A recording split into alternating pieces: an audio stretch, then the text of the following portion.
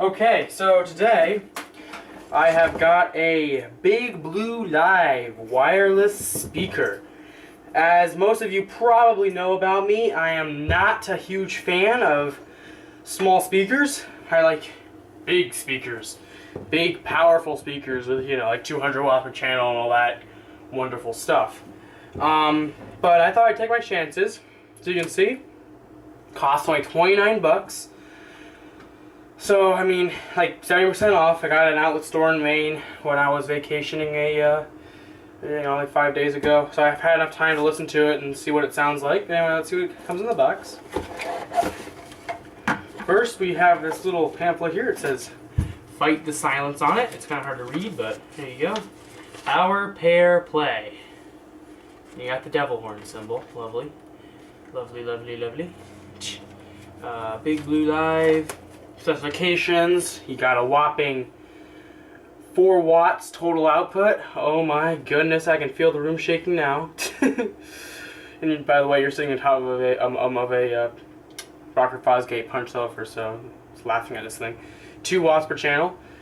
Full range 35mm drivers. My headphones have bigger speakers in them. But anyway, let's continue. Lithium-ion battery, 1.1 amp hours, not bad. Playtime approximately 4 hours, excellent. That's actually pretty good. Recharge time 3 to 4 hours. Range class 2 of the 33 feet. Bluetooth needs to be 2.0 or higher with any one of these devices. Then we got that's the little pamphlet thing, and then you got the actual manual, which, you know, will tell you about pairing the device, location and controls, which it really only has like 6 buttons on, so you don't really need that. You can pretty much figure out FCC information. And by the way, one of the reasons I hate the FCC is modifications not authorized when the manufacturer may void the user's authority to operate this device. Well, shucks. I should be able to do whatever I want with my devices. Screw you. That's my attitude to the FCC. And it talks about charging the batteries. Before first use, please charge the battery for 3 to 4 hours. I don't know why they always say that in every single stinking battery-powered device, because the battery comes with some charge from the factory, for testing and such. Then we got connections, LED state, which actually is kind of important. You need to know your LED state, if it's like blue and red, flashing, and all that lovely stuff. To answer phone calls, because this thing does have a built-in microphone. Play and pause music, press the phone button, which makes a ton of sense. Oh, and by the way, the frequency response is not noted in the manual. I'm not sure why. But it is 100 to 20, 100 hertz to 20 kilohertz. And then we just remove this little plate, and we have access to the actual speaker. Here it is. Nice little tiny speaker right there. You got your power button. You got main power right here on the back. Power button, call and play pause button, volume up and down, some track skip, and seek buttons. Excellent. Then we got this little, almost looks like Vonage power supply, but it's not.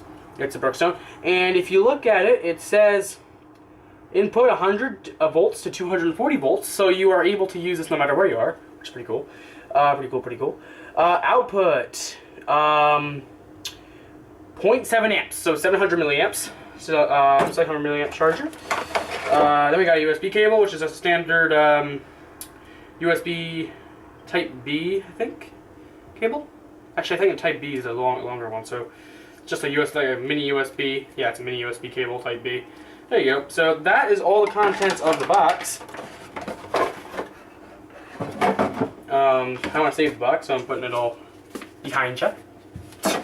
Anyway, so now I have my phone here. Funny, the guy at the Brookstone store was actually very nice. He talked about a lot of things, big speakers. I was asking about how this thing sounded, and I was wondering, excuse me, and he said, oh, I haven't seen that many Windows phones come through here. And I was like, oh, that's sad. I like Windows phones.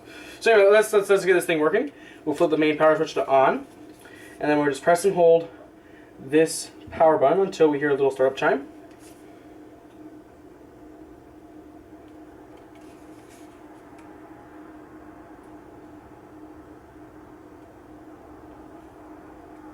Like I said, we should hear a little startup chime.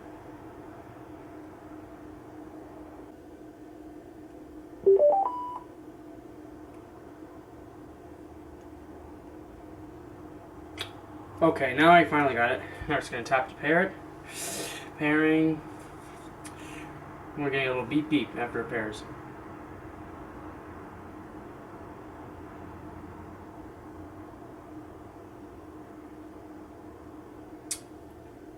There we go. Warning, prevent hearing damage may occur if you play music loudly with... I don't care. Oh. I don't care. I don't care about your lies about hearing damage. So now, let's play some music through it. And...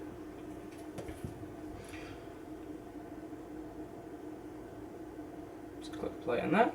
And we should be able to start playing it. This has been a very problematic video. For some weird reason. Okay. No music today.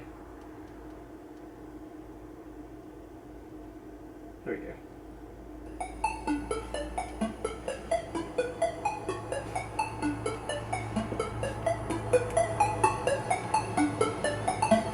Okay, now I'm going to start with my Zoom H2n.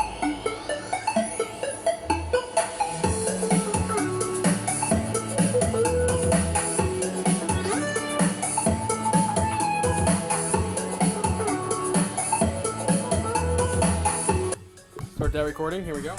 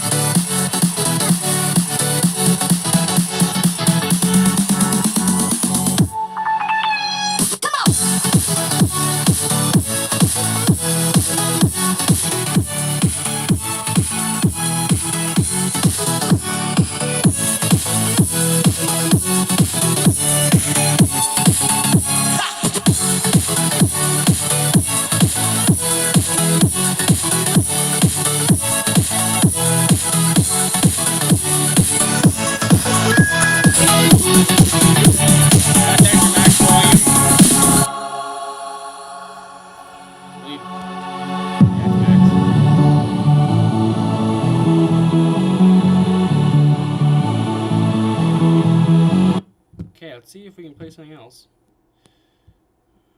The only thing is it pops a lot, and that's because it seems to turn on and off. Like, for example,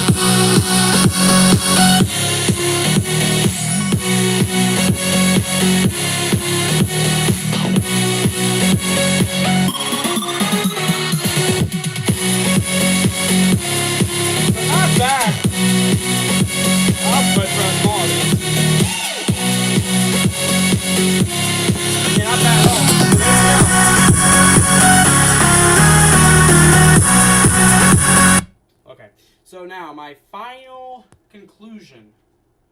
Would I recommend you buy this speaker?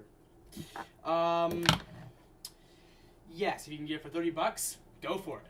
I would say don't pay more than $45 for it, and the reason why is because you can probably get a much better speaker system for like $50 or $60 than this thing. Not Bluetooth though. You're never gonna find a speaker system for that amount of money that sounds better than this thing at this size.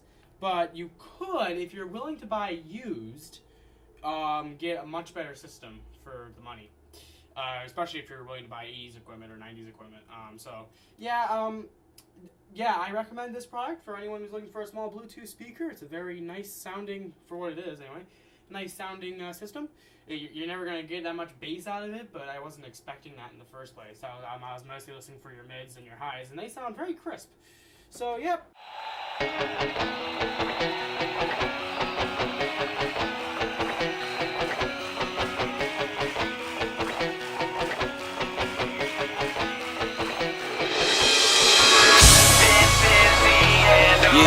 Yeah.